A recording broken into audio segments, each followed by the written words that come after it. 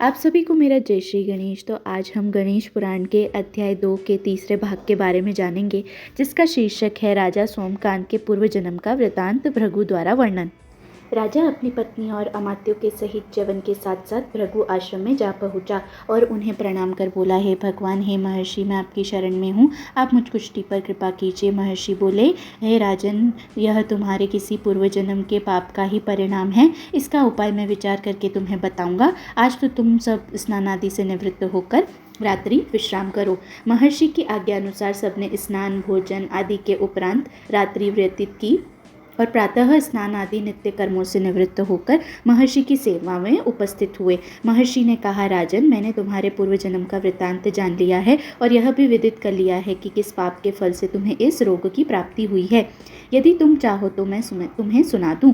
राजा ने हाथ जोड़कर निवेदन किया, बड़ी कृपा होगी मुनिनाथ, मैं जानने के लिए बेताब हूँ। महर्षि ने कहा, तुम पूर्व जन्म में एक धनवान वैश्य के लाडले पुत्र थे। वह वैश्य विंध्यांचल के निकट कोल्हार नामक ग्राम में निवास करता था। उसकी पत्नी का नाम सुलोचना था। तुम उसी वैश्य दंपत्ति के पुत्र हुए। तुम्हारा नाम कामत था। तुम्हारा लालन पालन बड़े लाड़ चाव से हुआ। उन्होंने तुम्हारा विवाह एक अत्यंत सुंदरी वैश्य कन्या से कर दिया, जिसका नाम कुटुंबिनी था। यद्यपि तुम्हारा भार्य सुशीला थी, तुम्हें सदैव धर्म में निरत देखना चाहती थी, किंतु तुम्हारा स्वभाव ठीक नहीं था। दिन प्रतिदिन तुम बिगड़ते ही जा रहे थे, किंतु माता पिता भी धार्मिक थे, इसलिए उनके सामने तुम्हारी गलत आदतें दबी रहीं। परंतु माता पिता की मृत्यु के बाद तुम निरंकुश हो गए और अपनी पत्नी की बात भी नहीं सुनते थे। तुम्हें अनाचर के प्रवृत्त देखकर उसे दुख होता था, तो भी उसका कुछ वश न चलता था। तुम्हारी उन्मत्तता चरम सीमा पर थी। अपनों से भी द्वेष और क्रूरता का व्यवहार किया करते थे।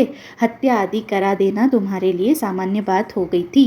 पीड़ित व्यक्तियों ने तुम्हारे विरुद्ध राजा से पुकार की। अभियोग चला और तुम्हें राज्य की सीमा से भी बाहर चले जाने का आदेश हुआ।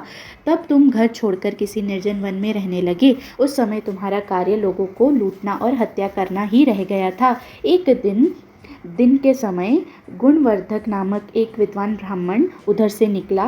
बेचारा अपनी पत्नी को लिवाने के लिए ससुराल जा रहा था। तुमने उस ब्राह्मण युवक को पकड़कर लूट लिया। प्रतिरोध करने पर उसे मारने लगे तो वह चीत्कार करने लगा, मुझे मत मार, मुझे मत मार।